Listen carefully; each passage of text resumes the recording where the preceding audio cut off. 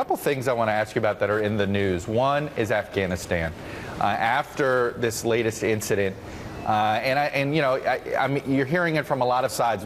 Perhaps the most prominent these days of Governor Romney's supporters is Donald Trump, who put out a YouTube screaming, essentially, to get out of Afghanistan as soon as possible.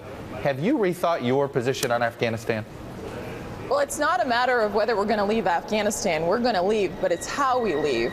And I have confidence in General Allen and our strategy focused on 2014.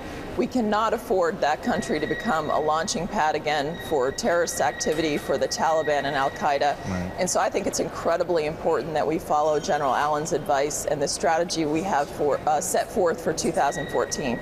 Well, I guess my question on Afghanistan, though, is the footprint. We have shown that our military is capable of taking care of Al-Qaeda problems essentially more nimbly now, using special forces. Sometimes it's Predator Jones, whether it's in Yemen, whether it's in the ungoverned parts of Pakistan. Isn't that the future of this fight, and doesn't that sort of argue against the big footprint in Afghanistan? Chuck, that's the future because we've made such great efforts in Afghanistan. So we can't allow Afghanistan to go back to where it was, because that will undermine what we've done. And we've been able to make the great efforts we've had in getting the terrorists because of the efforts we've had in Afghanistan. I think people need to focus on that. And let's not forget where 9/11 came from. So it's a matter of how we leave Afghanistan, and we need to leave it in the proper way.